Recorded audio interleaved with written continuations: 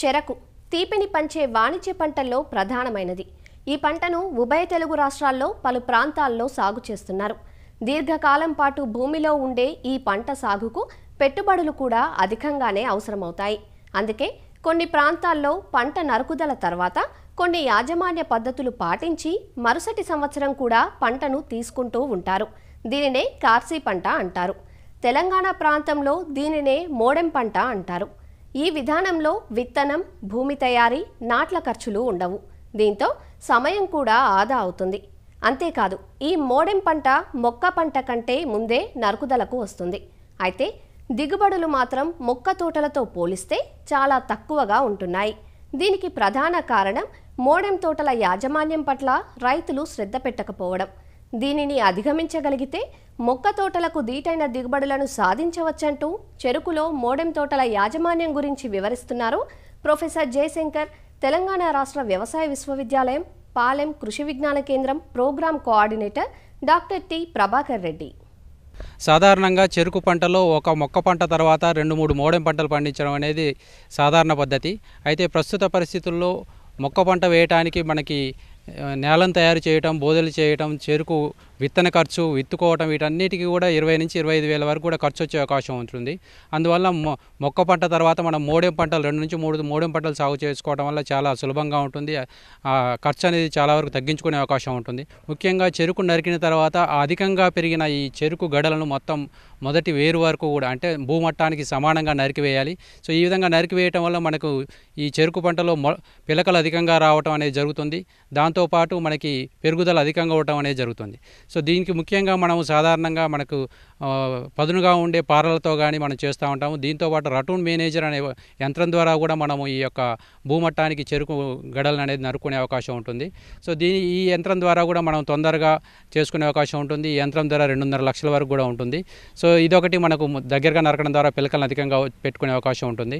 ఇంకొకటి యాజమాన్య పద్ధతి మనం ముఖ్యంగా గమనించవలసింది ఏంటంటే ఈ చెరుకు పంట కోసిన తర్వాత వచ్చే ఖాళీలని నింపుకోవటం. సో ఎక్కడైతే ఈ వరుసల్లో వచ్చే ఖాళీలు నింపుకోవడానికి మనం ట్రేలల్లో నారును పెంచుకొని లేదంటే ఈ ఒంటికన్ను ముచ్చల ద్వారా నారును పెంచుకోవడం ద్వారా లేదంటే ఒంటికన్ను కనుపుల ద్వారా నారును పెంచుకోవడం ద్వారా మనకి ఈ ట్రేలలో కానీ పాలిథీన్ సంచుల్లో కానీ ఈ నారును పెంచుకొని ఈ ఖాళీలను నింపుకోవడం ద్వారా మనకు చాలా వరకు కూడా ఈ దిగుబడిని పెంచుకునే అవకాశం ఉంటుంది.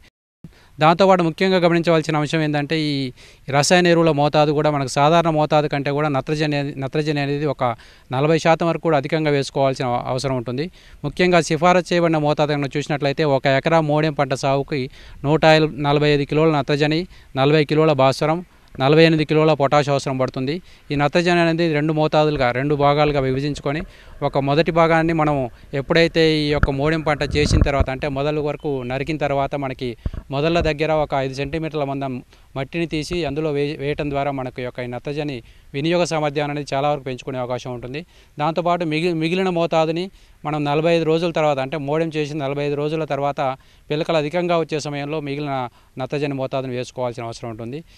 ఈ 40 కిలోల భాస్వరం, 48 కిలోల పొటాషియం మాత్రం ఈ మోడెం చేసే సమయంలో ఈ నత్రజనితో పాటు మొదటి దఫా నత్రజనితో పాటు ఈ వరుసల దగ్గర వేసుకోవడం ద్వారా మనకి ఈ యొక్క పిలకల సంఖ్యను అధికంగా రావడానికి ఆస్కారం ఉంటుంది. మోడెం సాగులో ముఖ్యంగా గుర్తుపెట్టుకోవాల్సిన అంశం ఏంటంటే ఈ యొక్క కలుపు సమస్య. సో ఈ కలుపు సమస్య నివారించుకోవడానికి మనకు మొక్క తోట నరికిన తర్వాత వచ్చే చెరుకు చెత్తను అనేది సాళ్లలో పరుచుకోవడం అనేది ప్రధానమైన మార్గం.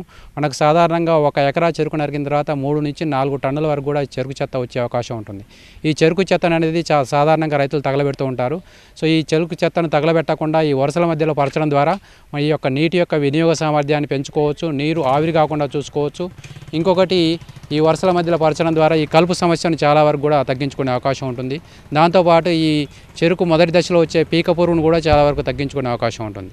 ఇంకొకటి ఎక్కడైతే మనం కలుపు గమనించినట్లయితే ఈ డయూరాన్ అనే కలుపు మందును 1200 గ్రాములు ఎకరాకి మనం పిచికారీ చేసుకున్నట్లయితే ఈ కలుపు నివారించుకునే అవకాశం ఉంటుంది. దాంతోపాటు ఈ యొక్క నీటి యాజమాన్యం కనుక చూసినట్లయితే ఈ మోడెం పంటలో సాధారణ మొక్క తోట కంటే కూడా ఈ యొక్క నీరు అనేది చాలా తక్కువ అవసరం పడుతుంది. అవసరాన్ని బట్టి మనకు 8 నుంచి 10 రోజుల వ్యవధిలో ఒకసారి నీరును అందించవలసిన అవసరం ఉంటుంది. మనం ముఖ్యంగా మొదటి 120 రోజులు దశను చెరుకులో బాల్య దశ అంటాము. ఏప్రిల్, మే అనే సమ్మర్ మంత్ కూడా ఉంటుంది కాబట్టి మనకి ఈ దశలో మనకు అవసరాన్ని బట్టి 8 నుంచి 10 రోజుల వరకు కూడా నీటిని పెట్టుకోవాల్సిన అవసరం ఉంటుంది. దీంతోపాటు ఈ చెరుకు చెరుకు ఎప్పుడైతే 120 నుంచి 140 రోజుల దశలో ఉన్నప్పుడు చెరుకు పడిపోవడం జరుగుతుంది. కాబట్టి ఈ దశలో మనం ఈ మొక్కల మొదల దగ్గరకు మట్టిని ఎగదోయటం అనేది చాలా ముఖ్యమైన మార్గం. దాంతోపాటు మనకు తర్వాత పరిస్థితుల్లో ఎప్పుడైతే పంట మెచ్యూరిటీకి వచ్చిన దశలో కూడా మనకు అవసరాన్ని బట్టి జడ చుట్లు వేసుకోవడం, మట్టిని ఎగదోసుకోవడం, నీటి యాజమాన్యం పాటించడం అనేది ఈ పద్ధతి చాలా అవసరమైన పరిస్థితి. చెరుకు మోడెం తోటల్లో జింకు మరియు ఇనుప ధాతు లోపాలు ఎక్కువగా వచ్చే అవకాశం ఉంటుంది. ఎక్కడైతే మనకు జింకు లోపం కనపడినప్పుడు ఈ ఆకులు అనేది పసుపు రంగులోకి మారిపోవటం, వంగిపోవటం, మొత్తం కూడా తర్వాత పరిస్థితుల్లో తీవ్రమైన పరిస్థితుల్లో ఎండిపోవడం కూడా జరుగుతుంది. ఇలాంటి పరిస్థితుల్లో 2 గ్రాముల జింక్ సల్ఫేట్ని 1 లీటర్ నీటి కలిపి వారం రోజుల వ్యవధిలో 2 సార్లు కనుక మనం పిచికారీ చేసుకున్నట్లయితే చాలా వరకు కూడా సాధించుకునే అవకాశం ఉంటుంది. ఎక్కడైతే మనకి ఇనుప ధాతు లోపం కనుక గమనించినప్పుడు ముందుగా ఈ ఆకులు అనేది పసుపు రంగులోకి మారిపోవడం, తీవ్రత ఎక్కువగా ఉన్నప్పుడు తెలుపు రంగులోకి మారిపోవడం అనేది జరుగుతుంది. సో ఎక్కడైతే ఇనుప ధాతు లోపం గమనించినప్పుడు 1 లీటర్ నీటికి 10 గ్రాముల అన్నబేది అంటే ఐరన్ సల్ఫేట్ కలుపుకొని మనం పిచికారీ చేసుకోవాల్సిన అవసరం ఉంటుంది. దీనికి 2 గ్రాముల నిమ్మ ఉప్పు కూడా కలుపుకున్నట్లయితే ఈ యొక్క ఇనుప ధాతులోపం అనేది తొందరగా సవరించుకునే అవకాశం ఉంటుంది. సాధారణ మొక్క తోట కంటే కూడా ఈ మోడెం తోటలు చేయడం ద్వారా 1 నెల ముందుగానే పంట కోతకు వచ్చే అవకాశం ఉంటుంది. మనకు అవసరాన్ని బట్టి 25 నుంచి 30 వేల వరకు ఖర్చు తగ్గించుకునే అవకాశం ఉంటుంది. దిగుబడి కూడా మొక్క తోటకు ఎలాంటి తేడా లేకుండా ఎకరాకి 40 నుంచి 45 టన్నుల వరకు కూడా దిగుబడి సాధించుకునే అవకాశం ఉంటుంది. సో అందువలన మనకు ప్రతిసారి మొక్క తోట నాటుకోవడం కంటే కూడా ఒకసారి మొక్క పంట, తర్వాత 2 నుంచి 3 మోడెం పంటలు సాగు చేసుకోవడం ద్వారా ఖర్చును తగ్గించుకొని అధికంగా ఆదాయం సాధించుకునే అవకాశం ఉంటుంది.